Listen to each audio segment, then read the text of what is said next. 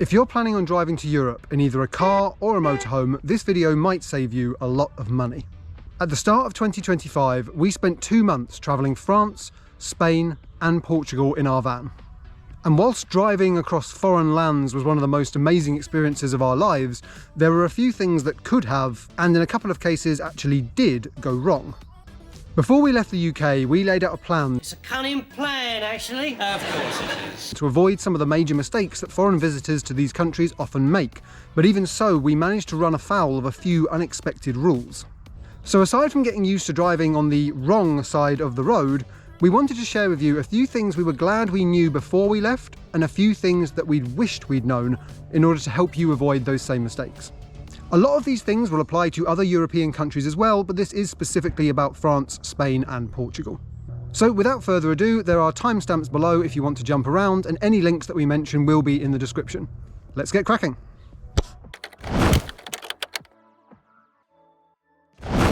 We saw many amazing sights on our trip through France, from the Dune de Pilat to the Millau Viaduct, and we spent a huge amount of time driving on France's highways.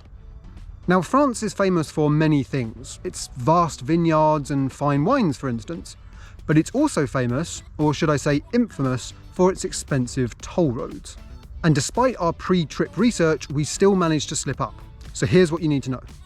France, Spain and Portugal all operate toll roads on many of their major highways, as do a lot of other European countries. These roads are privately owned, meaning that you have to pay a toll in order to use the road. And whilst in our experience this did mean good quality roads that were well maintained with good quality services, the cost really can add up if you're travelling long distances. There are 3 main types of tolls that we had to navigate. The first are ticket tolls, where you take a ticket at the entrance booth and then insert the ticket at the exit booth and pay based on how far you've driven. The second are one-off payments, where you simply tap your card or pay with cash to go through the toll. The third type is free-flow tolls, and these are the ones where we very almost messed up. This type of toll just scans your license plate as you drive under the gantry and then tells you via signs which provider you need to pay online. We weren't aware of this particular type of toll, so we got taken by surprise when we came across one. Luckily, we realised and managed to figure it out and avoid paying the fine, but it could be really easy to miss or misunderstand if you're not expecting it. You can pay this type of toll via an account with the provider or within 72 hours of passing through the toll. You can also now purchase an electronic tag, either for just France or for France, Spain and Portugal.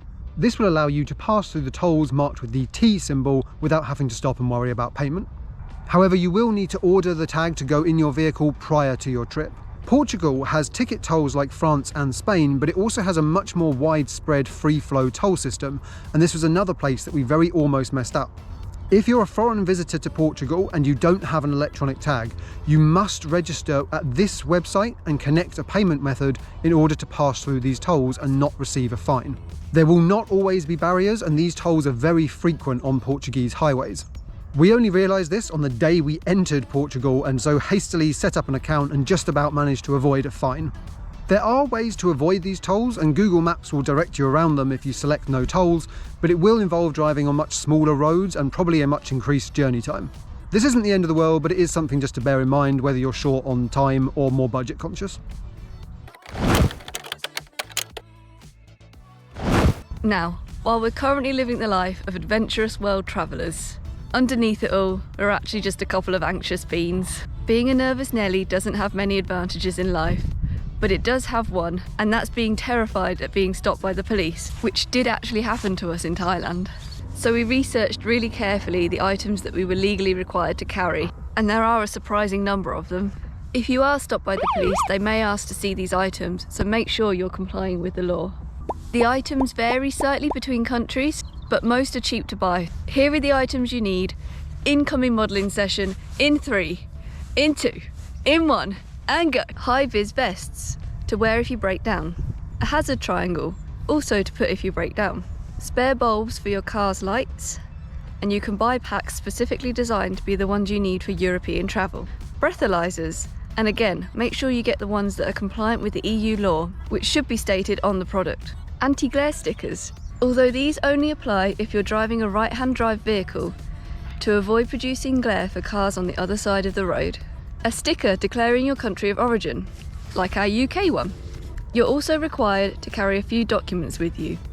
Obviously your driver's licence, but also proof of insurance for your vehicle and your vehicle registration document. This is your V5 if you're from the UK. A critère sticker.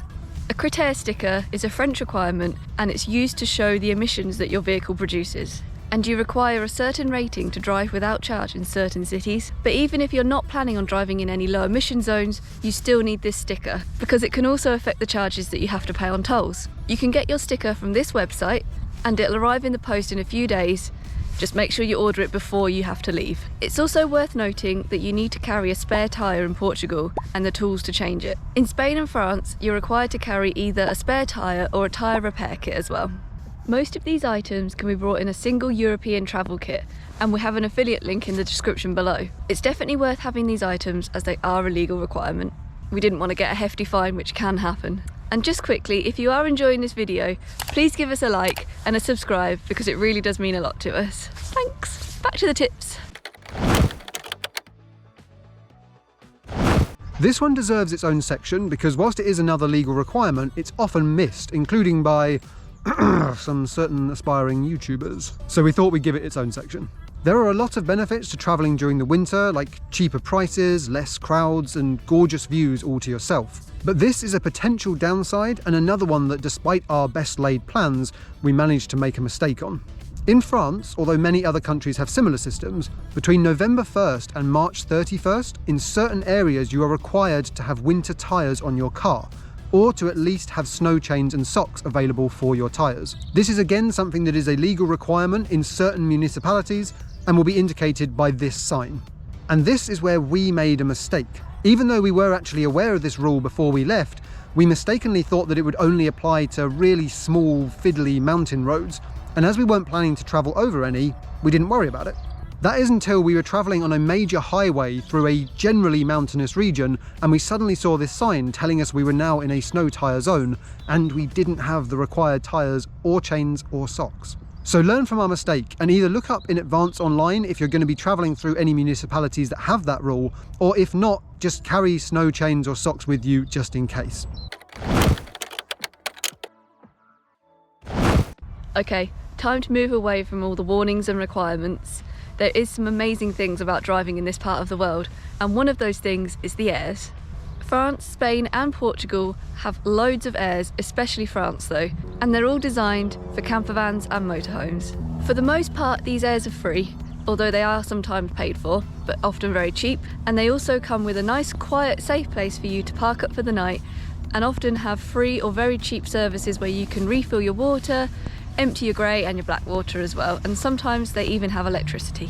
In our 2 months of travel around Europe, I can count on one hand the amount of times we actually had to pay for these services, which is incredible. So if you do use the airs, please do respect them, don't leave any rubbish, look after them, and also go into the local villages and spend some money in the area and just show your support. To be fair, even the campsites are pretty cheap. If you want a basic one, you're looking at about 8 to 12 euros, and if you want something that's a bit fancier with like a swimming pool, maybe 20 to 30 euros. However, they all do still come with your basics like toilets, showers, washing machines and washing up facilities. They are all pretty well equipped, even the basic ones. The app we use constantly and can't praise enough is Park for Night. It comes up with a map and you can search in the location that you're after, and from that you can find all the campsites and park ups that are in that area. It's so easy to use and it's so easy to find things, and it's also user rated so you can see what other people have thought of the areas before you decide if you want to go as well. Park for Night will show you paid campsites as well as free spots that you can just park for the night. It also gives you a chance to leave your own reviews so you can tell people what you thought of the place that you stayed at, and it gives them a chance to know whether it's good or not. On the subject of speed limits, I would definitely advise you doing your own research before you leave so you can understand these and the other road rules of whatever country you're visiting. So I won't say too much about them, but there is one key way in which speed limits differ between European countries and the UK, and I believe the US as well. So sit back, relax, and enjoy this highly advanced and complex animation that we put together to demonstrate this point. In the UK, the speed limit stays in place until a different speed limit sign tells you otherwise. So if the posted limit is 60 and you come to a junction where you make a turn, the limit remains 60 unless another sign is in place to tell you otherwise. However, in Europe, every different type of road, like urban, rural, or highway, has a different default speed limit. and the limit is assumed to be that limit unless a sign tells you otherwise. So to rerun our example, this time let's say the posted speed limit is 30, but the default for the road to your left is usually 50. When you turn at the junction, the limit reverts back to 50, even in the absence of a new sign, unless there is another sign reiterating the 30 limit. It's not too complicated, but if it is a different system to the one you're used to, it can take a bit of getting used to. And the lack of speed signs can be a bit disconcerting at first, but you do get used to it after a while. If you have any extra tips or things you think we've missed, then please do share them in the comments to help other travellers. Or alternatively, if you're from Europe yourself, then flip the script and give us your best tips for driving in the UK. Thanks for watching. Urban? People. It's buzzing. Bumblebee. So we researched. People. Did the people hear us saying people? People. More people. More people. Oh. It might be too long for us to Is there more people? awkwardly stare at the lens.